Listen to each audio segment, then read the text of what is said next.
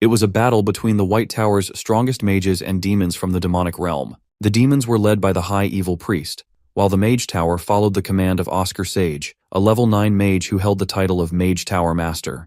Oscar was able to defeat the demons with the help of his disciples, but this victory came at a heavy cost, the loss of countless disciples he had cherished. And to top it off, he was pierced through the heart. With the little time he had left, he told Edna to take care of his disciples. Even in his final moments, he believed that while he might have been a great mage, he was never a good leader. With that regret in his heart, he passed away, and his exploits became part of history. But since it's a transmigration story, he is transmigrated 20 years in the future. And so, the real story begins. Oscar wakes up in a new body as soon as a leaf petal floats through the window and touches him. He sits up so abruptly that his hand accidentally hits his caretaker, who's carrying water. The water spills all over the poor guy. This caretaker's name is Frank, and he's not too pleased about getting wet because of Oscar. He's sure as hell he doesn't deserve this, especially since he's been the one taking care of Oscar. All he wanted was to switch towels. Frank wants Oscar to fix his terrible sleeping habits. Otherwise, he's done taking care of him. Meanwhile, Oscar's mind is racing with thoughts. He's not sure why he was sleeping so vulnerably. And most importantly, he was supposed to be dead. After all, as far as he remembers, his heart had been pierced by the High Priest. But before Oscar can piece anything together, an angry, ill-mannered man barges into the room. The guy doesn't even know how to knock. He just bursts in like a raging bull. This man is Elder Maxim, Oscar's teacher. Frank tries to calm him down, but Maxime is too angry to even hear it. This time, he's determined to teach Oscar a lesson for how pathetic he is. However, both Frank and Maxim suddenly freeze when Oscar asks them why he's even alive. Even Maxime finds it ironic that Oscar realizes he's just a pathetic loser who should have been dead long ago. Oscar, on the other hand, notices Maxime's robe and realizes he's a mage from the White Tower. So Oscar asks Maxime to explain the current situation in detail. Of course, Elder Maxim is furious at the audacity of this puny punk bossing him around while acting so clueless. Maxime can only hold back so much anger before he raises his hand to slap the hell out of Oscar. Seeing the slap coming, Oscar quickly casts one of his magic tricks, Windshield. He is sure that when Maxime's wrist hits the barrier, it will snap his wrist in two. He wants to laugh at how short-sighted and pathetic Maxime is, raising his hand without thinking about the consequences. But Oscar's expectations are turned upside down when he sees his windshield vanish as Maxime's hand gets closer. Oscar begins to panic, confused about why his magic isn't strong enough. Luckily for him, even though the windshield is weak, it's enough to make Maxim retract his hand and avoid hitting Oscar. Maxime seems pleased that Oscar was able to conjure up a windshield, even if it was a weak one. Now Maxim is sure that Oscar hasn't been wasting his time doing nothing. He decides to postpone any disciplinary action against Oscar for the embezzlement of research funds and suggests Oscar focus on recovering for now. Once the elder leaves, Frank turns to Oscar, questioning his audacity for acting so rudely in front of Maxime. But Oscar is still lost in his thoughts, trying to figure out why his windshield disappeared the moment he cast it, and how long he's been asleep. Meanwhile, Frank scolds him to get his act together, especially since Elder Maxim is so intolerant. But Oscar doesn't pay much attention to France's words. He's more concerned about his weak magic. His mana circuits, mana quantity, and mana purity, everything that makes up his magic are all messed up. Desperate to understand what's happened to his body, Oscar finally pays attention to Frank and asks him for the date and time. Frank promptly responds that it's the 21st of September. Oscar starts piecing things together and realizes that the day he fought the evil priest was April 28th, which means he's been out for 5 months. But Frank quickly corrects him, saying he'd only been knocked out for 1 day. Of course, this isn't the response Oscar was expecting, it just doesn't make sense to him. So he just orders Frank to call Lloyd. If he's not around, he wants Gila or Shasha to visit him instead, because only they can provide him with an accurate description of his current situation. Frank isn't sure why Oscar is bringing up the names of the older Tower Masters. More importantly, they're now considered traitors, so it makes even less sense that Oscar is citing their names. You see, Lloyd abandoned the White Tower and became a disciple of the Red Tower Master, and Gila stole a high-level magic book and ran off with it. The only person worth mentioning here is Shasha, who has become the Mage Tower Master. Naturally, Oscar gets annoyed hearing Frank call them traitors and accusing them of crimes they never committed. But when Oscar notices little to no hesitation inside Frank, he realizes Frank isn't lying, which means Shasha really is the Mage Tower Master. Still, it doesn't make sense to Oscar how Shasha, who was supposed to be 5 years old, became the Tower Master. Once again, Frank tries to correct Oscar, reminding him that Shasha is 25 years old now, not 5. At this point, nothing is making sense to Oscar. When he looks in front of the window and sees his own reflection, he's struck by the biggest shock of his life. he realizes the body he's occupying isn't actually his. As you might have guessed, Oscar has woken up 20 years in the future. And in just those 20 years, the world has undergone massive changes. Technological and industrial advancements have skyrocketed. Electricity, cars, and things that never existed before, all made possible thanks to the magic engineering revolution. As Oscar takes in this new world, a faint smile crosses his face. His old comrades would have loved this place. Back when the world was crumbling, the only thing left in people's eyes was despair. But enough reminiscing. It's time to learn everything about the owner of this body. The owner of this body is known as Oscar Crucian. He was taken into the White Tower at the age of 10. Now he's 20, a level 1 mage from a fallen noble family. At least the guy has a nice face, so no complaints there. But the major issue is that his body is absolute garbage for a mage. Being 20 years old and still stuck at level 1 is just pathetic. As for why this Oscar collapsed, turns out, he embezzled research funds to buy an illegal elixir, and once he chugged it down, he passed out right there. It's not surprising why that elixir was considered illegal. If it had worked, his mana reserves would have multiplied several times over. If it failed, his life would be in serious danger. Frank said he was unconscious for a day after taking it. But even if that potion had worked, the original owner of this body should have already died from a mana outburst. Then he notices something strange. This body has way too much mana for a level 1 mage. And more importantly, it's pure mana, completely unrefined. It's ridiculous to think that all of this is just because of a cheap illegal elixir the older owner chugged down. Then, suddenly, black gunk starts forming inside him, condensing in the middle of his chest. And before he can react, that black substance moves. It travels through his body, pooling at his fingertip, before dripping onto the ground. The moment it touches the floor, it starts melting it. Well, it's poison. At first, Oscar doesn't understand why there's poison inside him. But then everything falls into place. First off, he has to admit that the illegal elixir wasn't a hoax. It was the real deal. A proper elixir that would normally cost a fortune. But the problem is that Oscar Crucian didn't know that the elixir also contained poison. In other words, he didn't die from a mana outburst. He was murdered with poison. And this poison is not an ordinary substance. It's so ridiculously potent that it's overkill for a weak level 1 mage like the previous owner of this body. If it weren't for Oscar possessing this body, no one would have ever figured out the real cause of Oscar Crucian's tragic death. He still has to figure out who was behind this assassination attempt. But for now, he decides to push aside all these worries as he's got something to celebrate. After all, he has been granted the second chance at life, the one he had wished for before he died. So now, in this life, he vows to restore the White Tower to its former glory. Not only that, he's also going to live the perfect, selfish life he had long been denied in his previous life. He also does not forget to express his gratitude to the original owner of this body. So, as a final tribute, the least he can do is avenge the poor guy by taking down the bastards who plotted his death. Meanwhile, elsewhere, a lackey reports to his boss that the store has been completely wrecked. Apparently, some mage caused all the destruction. Of course, the drunken boss loses his mind the moment he hears this. Who the hell had the audacity to attack his stores? The lackey hesitates before answering that the guy responsible for the destruction was the buyer of that illegal elixir, and he wanted to meet the shop owner who sold him this stuff. It does not take the boss long to realize that it's likely Oscar Crucian, but the boss refuses to believe Oscar Crucian could have been capable of such destruction. After all, Oscar is just a tier 1 mage. It makes no sense that Oscar Crucian is still alive after chugging down that deadly elixir, let alone defeating his guards. The lackey fears that if the White Tower gets involved, it'll be trouble if they find out who gave Oscar Crucian the deadly elixir. But the boss doesn't seem worried about the involvement of the White Tower. After all, the person who wanted Oscar poisoned was wearing a White Tower ring. In the next moment, both the boss and his lackey find themselves in shock when they realize Oscar Crucian is standing right in front of them. The worst part is that our boy has overheard everything they were talking about. Now, let's peek into Oscar's inner monologue to understand how he even found these bastards. Basically, he tracked the faint scent that remained in the bottle. After overhearing their conversation, Oscar fears that there are many more people involved in this murder conspiracy than he initially thought. Sounds like a drag, but Oscar has no choice. He has to do whatever he can to take care of it. The boss tries to boss around Oscar, wanting to know if he is actually the one behind the destruction of his store. Oscar doesn't hesitate for a second before owning up to it.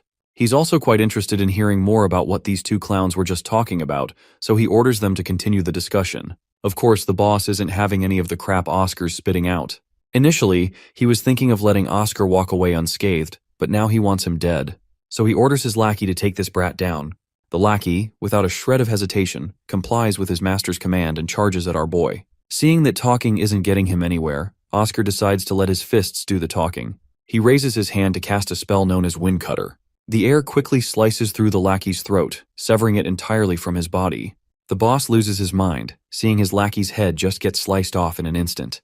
Out of fear, he pulls out his gun and aims straight at his opponent, and begins open fire. But Oscar doesn't even bother to move from his spot. He simply casts a windshield. Since Oscar isn't familiar with firearms, he's intrigued by how such a small thing can produce such terrifying power. The boss, of course, completely loses it when he sees his bullets suspended mid-air before they can even reach Oscar. Oscar, on the other hand, manipulates the wind and sends the bullets flying back at the boss, piercing his body in several places. He drops to the ground like the helpless dog he is. Just to set the record straight, Oscar lets the bastard know that his underlings won't be coming to save him anytime soon. All sounds from this room are blocked off. Naturally, the boss can't make sense of how a mere level 1 mage can cast a silence spell, which is a level 5 magic spell. Oscar quickly corrects him by admitting that it's not silence magic, he's actually used soundbind. To put it simply, he bound all the sound to this room so it wouldn't escape. Back to business. Oscar wants this bastard to answer a few of his questions if he doesn't want to get more of the pain he's already been served. The first thing he wants to know is who is behind the plot to have him killed. Unsurprisingly, the boss, or we can also call him the shop owner, refuses to speak, earning him a well-deserved kick to the face. Oscar finds it commendable that this guy values his pride more than his own life. But still, this doesn't stop Oscar from inflicting even more pain. What Oscar is doing is channeling wind into the bastard's body, making it feel as if thousands of needles are piercing him from the inside. While our boy doesn't usually enjoy torturing people, this is the only way he can get the information he needs, so he goes with it. Soon enough, the bastard starts groaning on the ground, his pathetic face contorted in agony. He's willing to reveal everything, but only if Oscar stops tormenting him. Finally, Oscar decides to show mercy and cuts the guy some slack, though he's looking forward to hearing everything about the mastermind behind this conspiracy. The pathetic man finally speaks up. The mastermind gave them an elixir and some cash, instructing them to sell it to Oscar at a cheap price. The only reason they took the job was because the mastermind didn't take no for an answer. As for the mastermind's appearance, the guy had a hood over his head, so they couldn't see his face. However, the mastermind was definitely wearing a white tower ring. Hearing this, Oscar quickly realizes that the hooded man intentionally wore the white tower ring to throw this guy off. Oscar then asks the pathetic man how the mastermind smelled. The shop owner promptly describes the scent as being very distinct, something refreshing and clear, similar to mint. Oscar takes note of the scent description and moves on to his next question. He wants to know how the shop owner planned to get away with murder after poisoning someone with the elixir he sold. The shop owner reveals that the White Tower is currently busy with the withdrawal from the 4 main magic towers, so he didn't think they would conduct a real investigation. The mention of withdrawal from the 4 main magic towers catches Oscar's attention, so he presses the shopkeeper to reveal more. The shopkeeper is confident that Oscar, being enrolled in the White Tower, is supposed to know more about the internal affairs of the White Tower. In response, Oscar justifies his lack of knowledge by claiming that he got memory loss after he chugged down the elixir. The shopkeeper then proceeds to hand over all the relevant documents related to the conspiracy. Oscar grabs the papers and begins going through them. First of all, he learns about the White Tower's current situation. The documents say that April 28th is designated as the Day of the White Knight because the High Priest died on that day, and the Emperor commemorates the sacrifice of Oscar Sage by bestowing great benefits to the tower, including a 30-year tax exemption. However, among all the magic towers, it was the White Tower that produced the worst results last year. The White Tower, which lost everything 20 years ago, has yet to make a resurgence. There's an important announcement coming from the imperial family at this year's White Knight Festival. Experts have pointed out that the absence of advanced magic is the largest problem facing the White Tower. Oscar is astonished to learn that the White Tower lacks advanced magic. He distinctly remembers giving documents to Edna to prevent something like this from happening. Then there's the last thing he reads, which describes how the White Tower produces the worst business results. Out of curiosity, Oscar asks this guy what kind of business the 4 main magic towers are running right now. The guy reveals that the Yellow Tower of the East, which controls lightning, opened up the great magic engineering era. They contributed to revolutionary innovations like street lamps and cars. Then there's the Blue Tower of the South, which contributed to the drinking water business, agriculture, and various kinds of potions. As for the desert-dwelling Red Tower, they joined the military ranks and assisted in missions like monster subjugation. Finally, there's the White Tower, which Oscar is most interested in learning about. Apparently, the White Tower does deliveries. Oscar is completely confused about what the shopkeeper means by delivery. So, for context, the shopkeeper elaborates that considering the White Tower's post office and the Wind Riders who can fly, they have a great advantage in delivering items quickly and safely. Oscar is deeply disappointed, and his day is ruined. You see, the prestigious mages of the White Tower fly high in the sky and rule over it, a symbol of freedom and bravery. This is why they were compared to dragons and eagles. To think that someone would choose such a ridiculous business for the White Tower makes him feel completely defeated. If only he could find out who decided on this business for the White Tower, Oscar would definitely make that bastard pay with his life. But it turns out, it's the current White Tower master who chose this business. Meaning, it's basically Oscar's own disciple who has brought such shame by allowing the White Tower to sink to such low standards. Moving on, Oscar wants to learn more about the business model of the Blue Tower. While he understands that potions are the largest source of profit for any magic tower, he doesn't get why the drinking water and agriculture industries are involved and why the Blue Tower is pushing these businesses. The shopkeeper finally reveals that the Blue Tower practically has a monopoly on the potion market, so they're selling clean water at an expensive price in the drinking water business. As for the agriculture business, they bring rain to areas experiencing drought. Oscar feels disappointed upon hearing this. As far as he remembers, the White Tower was the biggest player in the potion market about 20 years ago. If only all those potion creation methods hadn't been burned, the future could have been drastically different. Anyway, he's still curious about why people are buying clean water. It just doesn't make sense to him. Well, the shopkeeper reveals that it's the filthy rich who are splurging on this so-called clean water. Oscar doesn't see the appeal of spending money on something that is literally free. To him, drinking water from a well is just as refreshing.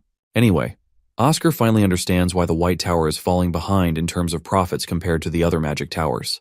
The other towers are operating on a whole other scale. This year's White Night Festival is pretty much the last chance for the White Tower to prove their worth. But the big concern Oscar has is that there are only 7 months left to prepare before the festival arrives. Suddenly, the shopkeeper on the ground begins to shiver with pain coursing through his body. The blood loss has made his limbs cold, and if this continues, he might die from blood loss. Though Oscar isn't sure if he should help this guy, he can't deny that the shopkeeper has enlightened him with all the information he wanted. But before deciding, Oscar takes a look at the ledger this bastard has. What Oscar reads there is shocking. The booklet literally records arsons, attacks on people, illegal loans, extortion of valuables, and even assassination requests. The entire book is filled with all the dirty underground work this bastard has been doing all his life. With immense disappointment, Oscar decides to leave. This piece of shit isn't worth saving. With that, he jumps off the building, leaving the guy to die there. Later that night, our boy finally makes his way into the White Tower. He feels utterly exhausted, like he's about to faint. It's just pathetic that he's feeling burned out after using a few basic spells. He's not even sure if this weak body can handle the advanced magic he plans to wield in the future. You see, what made Oscar Sage the greatest mage in human history was his mastery of Wind Archive magic. He tries to use it, but the magic just disappears. Before going any further, he decides to do a full checkup on his body's condition. First, he runs a magic scan. While the scan is running, he figures he should learn more about the owner of this body to understand it better. So he grabs Oscar Crushen's profile book and starts reading. Apparently, Oscar Crushen is the heir of Count Crushen and the sole survivor of a disastrous mansion fire. The magic world recognized his genius early on, and expectations were so high that different factions fought against each other just to recruit him. During his 6 years at the Empire Academy's magic faculty, he never scored anything less than full marks. With his extraordinary thesis, he managed to prove, without a doubt, that he was a genius. But what our boy can't understand is why someone like Oscar Crushen is still stuck at level 1. His doubts soon clear up when he reads that Oscar Crucian had mana deficiency syndrome. Bro had the potential to be a great mage, one capable of representing his entire generation, but his mana deficiency syndrome held him back. This news comes as a real shocker. Now it finally makes sense why this dude is still stuck at level 1. He understood magic better than anyone else, but because of his condition, he couldn't utilize it. Meanwhile, the magic scan is done, so our boy checks the results. And what he reads is shocking. Turns out he doesn't have mana deficiency syndrome. It's not the illness Oscar is facing, it's just that someone intentionally sealed his mana circuits. Let's get some context on mana deficiency syndrome. As the name suggests, it's an illness where someone can't circulate or accumulate magic. A mage can install up to 20 physical circuits on top of their mana circuit, and the number of circuits determines their level. However, if someone has mana deficiency syndrome, their magical environment isn't properly established. No matter how much they train, they can never get past level 3. That being said, Oscar Crucian's situation is different. His physical circuit isn't innately defective, it was tied up by someone on purpose. If Oscar Crucian was really a genius, then he would have known he didn't have mana deficiency syndrome. So, to learn more about Oscar Crushen, our boy hopes to find his diary. It might reveal more about his life. According to Frank, Oscar Crushen was an alcoholic. But our boy is positive that it was just a persona Oscar Crushen created about himself. Oscar Crushen likely knew someone had blocked his circuit and was after his life, so he acted like a careless, out-of-touch playboy on purpose. Of course, that's just speculation for now. But if that really was the case, our boy wants to understand why Oscar Crushen gave in to the temptation of the illegal elixir. In a situation where he couldn't trust anyone, Oscar had no choice but to rely on himself and undo the chains alone. Similarly, all our boy has to do is untie the knots himself, and he's pretty sure he can do it easily. There are multiple fat books that Oscar Crushen used for studying. They contain everything he documented, his research, his findings, all of it. But one particular book catches our boy's attention. It's titled The Reinterpretation of Basic Magic. As he flips it open, he notices notes and scribbles all over the pages, attempting to decipher the very essence of magic. It contains supplementary insights and different applications for the same spells and many ways to maximize the efficiency of a single magic formula. It even has notes on a weapon called a gun and how effective it is compared to magic. Reading all this, our boy is astonished. The advanced concepts behind various wind spells written in this book are the same as the ones our boy uses. On top of that, Oscar Crushen also wrote about how each spell could be applied in different situations, adapting magic based on circumstances rather than relying on rigid formulas. His research doesn't stop here. Oscar Crushen also created more basic magic by himself. Our boy finds it fascinating that Oscar Crushen, despite not being able to use magic himself, performed all these experiments as mental exercises. Now, there's no doubt why he was called a genius. Current Oscar also finds it intriguing that the previous Oscar's entertaining theories are so similar to his own. This book is living proof that the previous Oscar didn't just give up on magic. No, he worked his ass off more than anyone else. Every word written here represents his passion for magic. One of the pages also contains a beautiful quote, where he expresses his hope that this book will blow even the weakest winds toward the White Tower from a mage about to attempt his biggest challenge. This quote shows that he knew there were enemies out there trying to bring him down and prevent his talents from shining. But he fought for himself, alone, because he had no one. Oscar Crushen was a young mage who didn't break because of his cruel fate. Instead, he silently walked a lonely path. And this is when current Oscar vows to himself, as the 17th Master of the Magic Tower, that he will undo the knot that Oscar Crushen couldn't untie. Furthermore, current Oscar wants to make those bastards who crippled the previous Oscar's talents pay. Later, we find ourselves in a lush garden where our boy is walking around. Though he has no clue why he's walking around in the greenhouse, he remembers falling asleep earlier, exhausted from trying to undo the knot in the physical circuit. Suddenly, Oscar hears a familiar voice. It seems like Oscar is in his dream realm, where he's seeing his old life, what he used to be in his past life. He's with his little disciples. Apparently, Oscar is seeing all of this because of the damn dream curse. The demon world's Viscount of Nightmares placed this curse on him. Every time Oscar falls asleep, he's reminded of the past. Honestly, Oscar had expected the curse to be lifted once he possessed this body, but it seems the curse is bound to the soul, not the physical body. Though, it's kind of lucky that he's able to see his old friends. Now that we're here, let's listen to the old Oscar teaching the kids. Here, we're about to learn about the magic system, which is divided into 4 categories: enchantment, acceleration, balance, and special type. Magic might look the same physically, but they're actually categorized differently. The White Tower pursues the harmonization type, and wind magic suits them best. This black-haired little boy is Lloyd Schultz, 9 years old. Then there's this little girl with red hair, Sasha Maest, 5 years old.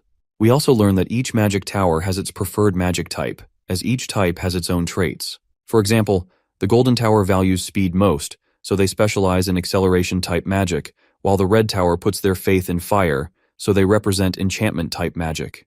The Azure and White Towers both specialize in balance-type magic. The golden-haired boy, Gillian Dominic, who is currently 7 years old, expresses his interest in learning acceleration-type magic because he thinks slow things are such a drag. But Oscar reminds the excited kid that he can't just pick any type on a whim, because everyone is inherently born with an affinity for a particular magic. Sasha then curiously asks how they can figure out the affinity they're born with. To answer her question, Oscar creates a small magic circle on the ground and tells her to extend her index finger and try to use the spell written on it. The girl is a bit confused because it's the first time she's seeing a spell like this, but she tries anyway. As soon as she does, Mana begins to dance at the tip of her finger. Oscar takes note of how it's not too fast, nor is it lethal. Since it's balanced, she's harmonization type. The girl is overjoyed to hear this because she has the same type as her master. The other disciples also begin checking their types. It turns out Gillian has gotten acceleration type magic, just as he had hoped. And oh boy, that makes the little guy so happy he's practically bursting. Lastly, there's Lloyd. His mana takes the form of a pretty flower, which means he's a special type mage. Lloyd meekly asks his master if there's any way to change his magic type once it's been decided. Oscar doesn't quite understand why Lloyd would want to change it, especially since special type is so coveted. Only 2 people out of every 1,000 have it.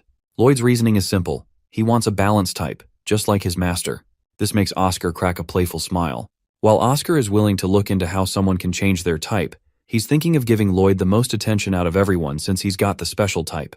Of course, that's enough to make Lloyd reconsider his decision. After all, there's nothing better in this world than getting attention from his master. So, just in case, he wants Oscar to confirm if he's really going to give him private lessons and all the special attention. Oscar confirms this without a shred of doubt. You see, special type mages will find it tough to improve without a proper teacher. So, it's only natural that Lloyd will get special treatment. Finally, Lloyd changes his mind and admits that special type is not bad at all. But just in case, he wants his master to promise these private lessons. And thus, they both get into a pinky promise. Let's not forget about our boy who is watching himself with his disciples. The sight is heartwarming as Oscar recalls how Lloyd was called the Promise Man for this very reason. Suddenly, Oscar wakes up as an announcement blares from the broadcasting room. The message is specifically directed at him, summoning him to Lab 4202 immediately. As he makes his way toward the designated lab, he reflects on his progress. He has now unlocked 12 out of 20 physical circuits, leaving 8 remaining. Additionally, he has gained 2 mana circuit lines, officially making him a level 2 mage. Upon entering the office, he finds Elder Maxim from the first chapter waiting for him. The moment Maxim spots Oscar, he inquires about his well-being. The Elder has came to know from the word of mouth that his memories are returning. Oscar affirms this, and Maxim is visibly pleased to hear such a positive response. A little about Maxim. He was once Oscar's junior back in the day. Now, at 45 years old, he serves as an elder of the White Tower. Though he entered the tower many years after Oscar, time has made him an elder in his own right. Honest to a fault and diligent, Oscar always believed his junior had a bright future. Oscar recalls how Maxim used to follow him around, addressing him as senior with respect. Noticing Oscar's nostalgic expression, Maxim asks the reason behind the faint smile etching over his face. However, he moves the conversation forward, revealing reports of 2 recent deaths, the Gordon family's boss and the acting head. Maxim questions whether Oscar knows anything about this. Oscar promptly responds that while there isn't anything in particular he has to say, there is a justifiable reason behind their deaths. Then he drops the bombshell. Those men had tried to assassinate him. He explains that the elixir was poisoned, and the commission fee along with the ledger serves as proof, and he stole them from Gordon family's boss's house. Maxim finally pieces things together, realizing that Oscar's bedridden state was likely due to this assassination attempt. Oscar confirms his suspicions and further reveals that when he confronted them, they attempted to kill him. However, he managed to defend himself and came back with the proof. The ledger contains details of the contract killing. Maxim acknowledges this and assures Oscar that he will ensure the incident is closed as self-defense, keeping Oscar out of any murder allegations. Oscar is relieved to hear this. With that settled, Oscar makes a personal request. He wants to meet the Magic Tower Master Shasha. Since this request is within Maxim's ability to grant, he sees no reason to refuse. Moreover, he recalls how Oscar often had discussions about magic with the Magic Tower Master in the past, making this request even more reasonable. This revelation surprises Oscar, as he was unaware that the previous Oscar had spoken with Shasha before. Now he is curious about what those conversations entailed. However, Maxim reveals that the earliest possible meeting with the Master would be in 6 months, which coincides with the White Night Festival. The reason for this delay is that the Master is away on a business trip, handling an important commission. This doesn't sit well with Oscar, and he wonders why the Magic Tower Master would go to such lengths for what seems like a minor responsibility. In response, the Elder explains that the High Mage is currently absent, so the Master has to take on their duties as well.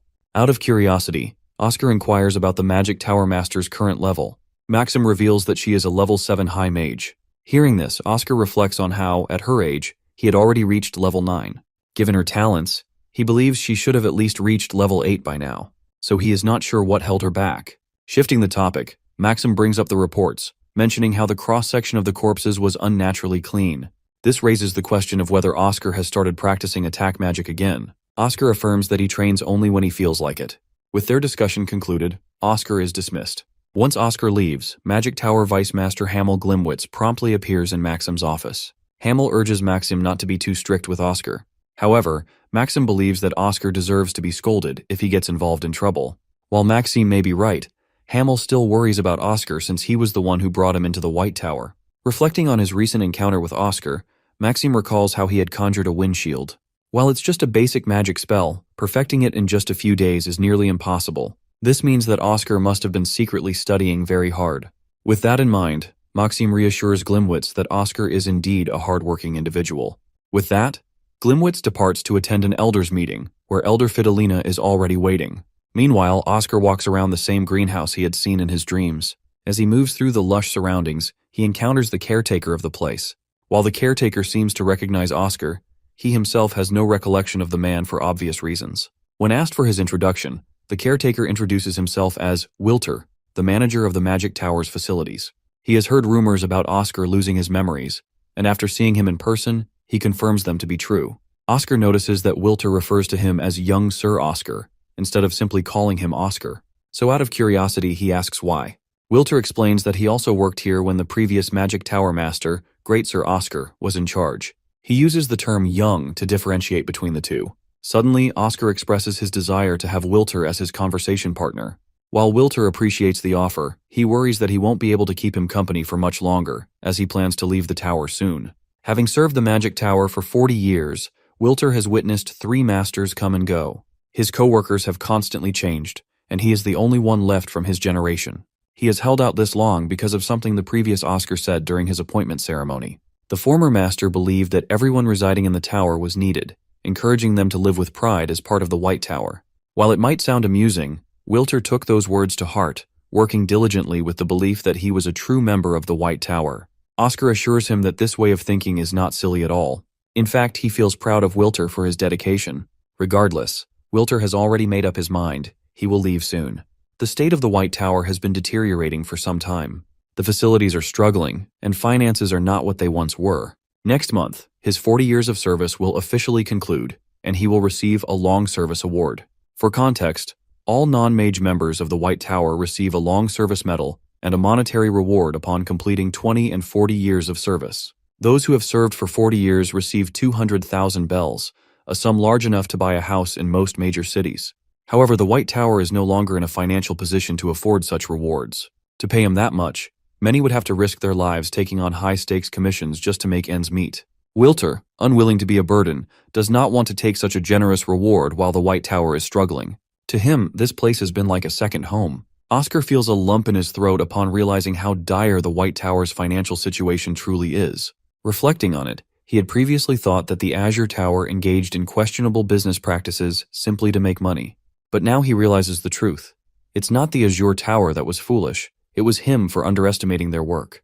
The Azure Tower has earned copious amounts of money, proof of their success. It's no surprise they are currently the strongest in history. Meanwhile, all Oscar has are useless titles: War Hero and Mankind Savior. Honorable as they may be, they mean nothing if he can't even secure rewards for those who dedicated their lives to the White Tower. Wilter suddenly snaps him out of his thoughts. He notices Wilter nursing his bleeding hand. Looks like Bro had clenched his fist so hard in frustration that his nails had pierced his palm. Despite the injury, Oscar is more worried about when Wilton plans to leave. Wilter mentions he still has 2 weeks of service left. Oscar then expresses his desire to keep him as a conversation partner, assuring him that he will find a way to make enough money so that no worker ever has to leave the White Tower for financial reasons again. Oscar did lay down his words, but right now he's puzzled more than ever. He doesn't have any clear path of striving towards wealth. The things that come to his mind are working with lectures and commissions out of his own income, but let's be honest, that's a terrible approach to fund an entire Magic Tower, especially when he's a shitty level 2 mage at the moment. The more realistic option? Building a business that reaps a ton of profit, the kind of wealth that leaves Andrew Tate in the dust. He's thinking about working with potions when suddenly Oscar reaches an enlightenment. Cutting to the Vice Tower Master's room, we get to see Fidenlina, the person in charge of the finances of the Magic Tower, throwing a fit because of the recent troubles caused. She's mad as hell that they're overlooking the act of stealing. Every word muttered from the blonde mage's mouth causes her to get even more pissed, especially when he's making light of the situation. She goes up in his face, roaring at the man for opposing her for the smallest suggestions. It didn't seem like it, but these 2 mages are considered the elders of the tower, and yet they were fighting like children. Pitching in with his own words, the Vice Tower Master argues that Maxim is correct on where he stands. They can't just throw the child into an isolated extreme training program, guaranteeing Needle's torture. Despite Fidelina's opposition, the Vice Master concludes that they should use the child to pay a fine of 3 times the research fee to make up the punishment. Bro is out here getting robbed, but it's better than torture, I guess. Fidelina digresses, complaining about their shortage of money and how it's imperative to make a sensible decision soon. There's the issue that the tower no longer requires equipment for the potion production chambers, so selling that off may last them at least a quarter of the year. Unfortunately, that's their only call here, but the Vice Master opposes that decision as well, exhausting Fidelina's options. The old man argues that the White Magic Tower is a sacred place, a learning ground for the mages to study magic. He can't risk the promise of their future just to satisfy their immediate needs. I mean, the boomer is right, but talking isn't going to create wealth out of nowhere. Fidelina is on her 13th reason and sharply bites back, reminding the Vice Master that they've been struggling for 2 decades now and that he should simply give up on a miracle maker to come out of nowhere and resolve all their issues. Hearing her cold words, the Vice Tower Master hesitates to respond when suddenly someone arrives to pay them a visit. It's the black-haired genius young man, Oscar Crucian, who has come to talk to the Vice Master. Actually, he's come with a suggestion, or rather a request, to help him kickstart a business. Picture being broke as hell, and then your homie tells you to start a business when you're already looking for scraps. That's basically the Fidelina's reaction to the situation, especially since this same guy ended up embezzling their funds. She goes on to continue her yapping, but our boy filters her words out and continues speaking. Having read an article from the newspapers, he's come to discover that the Vince estate was forced to go on a lockdown in response to a flu outbreak. The Vice Master knows about the news as well, and suspects that it might be the work of the Cadena flu, which spells bad news for everyone involved. Here's the thing about the Cadena flu. There's just no existing cure for it. In the old times, the White Tower crafted a vaccine which resolved the effects, but the vaccine was destroyed 20 years ago, its research eradicated. Oscar shares that even the Blue Magic Tower has yet to replicate the vaccine that was created 2 decades in the past, which is why he's here with a plan. Our boy strongly declares that he will sell those vaccines for the Cadena flu, a ridiculous claim that shocks everyone in the room. His goal is to recreate a monopoly through their business, making the White Tower to be the only sellers of the vaccine in the market. Fidelina is done listening to his baseless squabble, so she stops caring. To her, it just doesn't make sense. This vaccine, the one that couldn't be replicated after years of research and wealth thrown in the gutter, was now going to be created by a 20-year-old. She didn't believe that. Rather, she thinks he's bullshitting. Oscar agrees with her thoughts, but to piss her the fuck off even more, Bro straight up flexes that he's a genius, so it'll work out. His arrogant remark causes her to unload the weight of her full anger, reminding him that he's the one who snatched their funds and embezzled money just to get an illegal elixir for himself. If anything, she thinks he's a stuck-up bastard who knows nothing about the concept of money. Her ranting is cut off by the Vice Tower Master, who believes that Oscar is in the middle of suggesting something revolutionary for the future of the White Magic Tower. Despite her being in charge of the money, she's being unnecessarily impolite. That's basically his way of saying, "Calm your milkers down, woman." Fidelina apologizes for speaking too much, while Oscar realizes why she has a grudge against someone like him. It's really because the person known as Oscar Crucian hadn't done anything meaningful in the past 2 years to earn a positive impression. Be that as it may, he confidently moves forward with the idea, believing that it's the golden goose for their future. The legendary mage is different from the original owner of this body. As for the confirmation of the flu being the Cadena flu itself, Oscar advises the Tower Master to view page 2 of the report. They come to learn that the Archbishop Baldwin suddenly changed his plans. The original plan was to stay in Siren for a month, but that changed and he's only been staying in the bigger cities, so it's a good guess that something must have happened. The Altera Order worships Terra, the Mother of Earth. 7 archbishops are a part of that grand order, and they must always be incorruptible. But this was far from the truth, because to become a part of the Cardinal Order, those second in command needed to work on campaign funds. A person could stay in any estate for up to a month, but the main purpose of that was to acquire wealth from nobles and merchants after networking with them. Under normal circumstances, that would make sense. But that was Siren they were talking about. This place is jaded and can't be called a great city anymore. Maxim agrees with the theory, though he had his own thoughts that the Archbishop may be working around the prayers of blessing. But that just piles on more to the confusion, because Oscar quickly points out that praying for a barren land wouldn't work as an excuse. There's a set pilgrimage route for each member of the Altera Order. Siren, Mosque, Melbourne, and Greenwale are the obvious. But the final place that comes safer is Vince. He suspects that the Archbishop stayed in Knox for a month before arriving headfirst in Theory City. Oscar believes the man will stay in Mosque for another month, and finally spend the remaining 2 months in the final 2 cities. So where's he going with this? Well, the genius mage reveals a striking observation. It's as if the Archbishop is intentionally delaying his plans from visiting Vince as long as possible. The mention of this observation has all 3 of them fully attentive. Now, in the case of an accident occurring during a pilgrimage, The higher order of Elterra reasoned that they must have angered the goddess of death. That kind of reputation is a death sentence to any aspiring archbishop who wants to become a part of the higher order to become a cardinal. Maxime processes the situation Oscar is painting with his thoughts. He wonders if the Archbishop Baldwin already knew about the Cadena flu outbreak in Vince, and intentionally stalled for time for things to settle out. Fidelina is really impressed by our boy's incredible analysis, even though it's nothing more than a theory for the moment.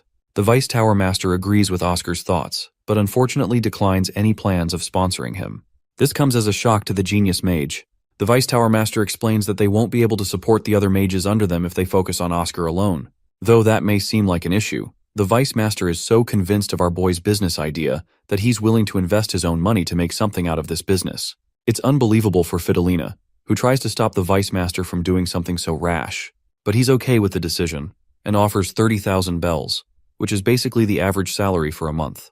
Bro's face goes to shit upon the realization that 30,000 is literal peanuts compared to the amount he needs for this enormous task. In the production chamber, Oscar is out here having a headache. Since he's short on funds, he's got to execute Plan B. This time, he intends to create a short sample of the vaccine to supply it to Baldwin, and then retrieve money from the Archbishop's side. After all, Baldwin's reputation depends on his pilgrimage, so he'd be willing to spend a good fortune. Getting to work, the Genius Mage prepares himself to create the vaccine. Getting started with his work, our boy is satisfied with how things are going. He's satisfied with the energy drink that he made as a practice session. His poor assistant is out here doing the heavy lifting for our boy, just gathering the ingredients. Luckily, Oscar has a fatigue recovery potion on him, so it should help out. The energy drink he made is fresh and new. As for the ingredients, they're premium quality, which was hard to find. Oscar thinks that this guy should be a damn merchant himself because he's got an eye for the good stuff. Funnily enough, that's exactly what he plans on doing after the tower is fully demolished. Oscar slaps him for saying bad stuff about the tower. Since Elder Fidelina assigned him to do the heavy lifting for our boy, Oscar has changed his impression of her. She seems like a caring sweetheart underneath that mean face. But the thing is, Oscar doesn't exactly require an assistant. He analyzes the situation of the White Tower. Things aren't looking good because of people constantly creating new issues for him. If only they banded together and contributed to the growth of the tower, the situation would be far different. Among those children is Frank, the assistant he's been assigned. The kid seems sharp, and Oscar has been meaning to ask him a question. Frank expresses his concern regarding the poisonous ingredients, which he noticed upon buying. The thing about the black lilies of the valley, the red camellias and the ghost mushrooms, is that they're all poisonous. But Oscar argues otherwise, explaining that even poisonous ingredients could be used to create medicine, as long as they know how to handle them properly. First, they will detoxify the ingredients by boiling them for 12 hours.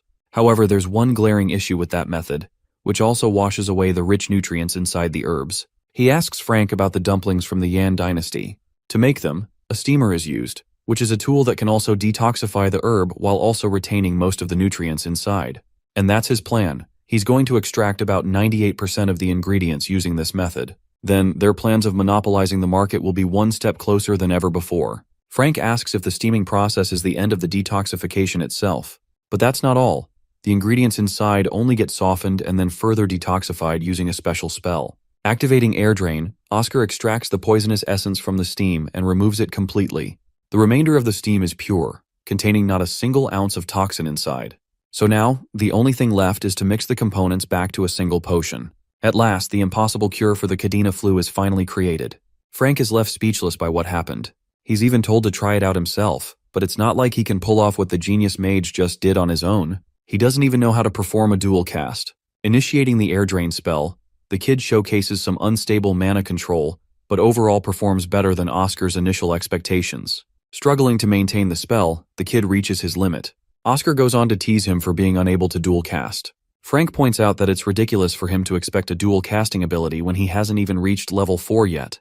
Oscar gives him a one-of-a-kind opportunity to learn the secret technique from him. The key to unlocking this ability is to create separate partitions inside of your brain, the left hemisphere focusing on Magic A, and the right hemisphere focusing on Magic B. Applying this advice, Frank gets to work and immediately shows promise with his spell. He has now successfully learned how to dual cast, which was much easier than he thought it would be. Thus brings the question, why is it a secret technique if it's so easy to learn? To that, Oscar reveals that the mages are greedy and didn't want the juniors to easily get their hands on everything. They wanted them to put in the work before acquiring such an ability. But this kind of tradition is nothing more than an obstacle in a battle for power, because techniques like these prove to be critical in such times. Right now, the White Tower desperately requires newer information with a richer source of knowledge. Oscar is glad that he's starting to make changes around here. He's also impressed by France's innate talent for getting things right on his first attempt. He's much happier now than before, and even more eager to serve Oscar with fresh herbs. Since they've already got a big steamer, it's time to use it to extract larger portions of the herbs. After what seems to be hours of relentless work, Frank is on his damn knees. He's being overworked to death out here. Thanks to that, they managed to create well over 500 bottles. Suddenly, Elder Maxim barges in a state of panic to address an important problem. He reveals a note about the Blue Tower's plans to conduct a meeting with the Archbishop, and it involves their pharmaceutical company. This is an issue, because Elder Maxim assumes that they might have been too late to deliver the cure. Oscar realizes that their enemies have been strategizing as well, and if they somehow ended up forming a contract with the Archbishop first, their plans are as good as finished. Maxim is busy consoling Frank, who is sad to hear the news, but our boy declares that this battle is far from over. He recalls the Cadena flu being classified as a B-rank disaster, which also means they could try one more thing. Knowing that Maxim's personal flight speed is faster than even the travel wagons, he decides to pay someone a visit. The scene cuts to the Archbishop's lodging, who receives new guests from the Blue Tower. The level 5 mage, Moira Miane, and Neil Bryan, the company's director, have come to present something. Baldwin tells them to take a seat and asks about the update on the cure for the flu. With glee, Moira remarks that they're making steady progress. It's good news for Baldwin, who is eager to find when it will be done. Turns out that they just need to test it on a bunch of trials, and with successful results, they will officially receive permission to administer the drug. However, Moira points out one glaring issue. Since the clinical trials will take much more time to finish, they can't launch the sale campaign immediately. Baldwin is furious to learn that they're still going to take half a year to fully sell the cure, which doesn't align with his plans of leaving for Vince in 4 months. His pilgrimage is at stake, when all of a sudden, Baldwin receives yet another unexpected visitor. He wasn't anticipating this person, and not even the Blue Tower mage knows anything about their identity. When the door opens, the black-haired mage walks right in, politely greeting the Archbishop with his name and humble rank, paired with the promise of making a good offer. This mage has become a beacon of hope for the Archbishop, who is desperate for a solution. Baldwin certainly didn't expect a mage from the White Tower to greet him today. Oscar declares that he's here to talk about the Cadena flu's cure, his words piercing Moira's expression and surprising the Archbishop in a sudden motion. Baldwin replies, revealing the intent of the Blue Tower mage and his company's director, who have come for the same purpose. To that, Oscar wonders if it's already too late for him to join in, but lucky for him, Baldwin is annoyed that the Blue Tower is still going to need at least half a year to get their vaccine out, which is just the thing that our boy needs to hear. Oscar's relieved. With this, the White Tower is happy to extend its favors to the Archbishop. Roaring with a sudden accusation, Moira accuses the mage of his deceitful lies, believing that the pitiful White Tower mages have no funds or resources to even produce a speck of the impossible cure. Baldwin takes that point into consideration and requests for the young mage's name again. After Oscar tells him his last name, Baldwin goes on to question if the kid has really come up with something promising. Deciding to unveil the secrets of his work, our boy puts down a small wooden box, stating that it wouldn't be right for him to lie to the Archbishop's face. Popping open the lid, he reveals a potion inside, filled with blue liquid and serving as a sample of their product. Immediately, Moira is thrown into chaos, while Baldwin is dearly impressed, going so far as to ask about the possible units that could be produced and when. Moira tries to intervene, but the Archbishop zips him shut for being lousy and unprepared in their negotiations. The Blue Mage suddenly remembers that just like they couldn't access the permission from the Empire's drug department, the same goes for the White Magic Tower, who also didn't get an approval. Agreeing in the fullest, Oscar reveals that there's no such approval for them. Moira gets all arrogant, pointing out that the White Tower is no different than their own position of failing to get the approval. The Blue Tower would be more than happy to produce the vaccines from factories spanning over the continent. To hammer his point even more, he speaks of the White Tower in disdain. And just going by the Blue Tower's excellent track record of developing medicine, he assures the Archbishop that the product they're going to release will be decades ahead of their competition and of the finest quality. Oscar has had enough and cuts him off, pointing out the humorous remark about the Blue Tower's rich history, especially in the face of a White Tower's mage. Taking the insult to heart, Moira's expression changes to anger as he demands Oscar to take back his words. But this man is a savage and has no intentions of staying quiet. He casually reminds them about the first ever magic tower that was established. Moira thinks he's making a big deal out of a 5-year difference, but it's really more serious than it seems. Because in that 5-year difference, the White Magic Tower accomplished more than the Blue Tower ever will in 10,000 years of its life. Someone call the fucking ambulance because this man just assassinated someone with his words. The arrogant blue mage is given a history lesson, being reminded of the White Tower's personal monopoly of the cure for the Kadena flu just 2 decades ago. In an effort to sway such words, Moira tries to act like the past is irrelevant, but then he feels an overwhelming amount of pressure exuding from the level 2 mage, who shouldn't be able to do something like that. Oscar feels the dire need to remind this fool of the important past he keeps forgetting about. But their conversation is suddenly interrupted as one of the servants of the Archbishop comes to inform him about an urgent call. And that call is from the Lord of Vince himself. Picking up the phone, the Lord of Vince thanks Baldwin for his immense kindness for sending them the vaccine. This comes as a terrifying shock to Baldwin, who doesn't get what's going on. He didn't send them anything. Turns out the White Tower's elder stated that he was requested by Baldwin to prepare the vaccine in secret. And it's working out splendid as the cure is fixing every patient in the span of a few hours. It's as if it is a blessing from the goddess, which is a blend of words the Archbishop loves to hear. Oscar is casually enjoying their reactions. Moira's face is growing to shit the longer the call goes on. There's no apparent side effect, and the Lord of Vince is even ready to accept a second batch. Turning back a few moments, we learn that Elder Maxim left the decision up to the Archbishop to decide. But Baldwin takes control of the conversation and states that they'll send a second batch as soon as it's ready, much to the Lord's amusement.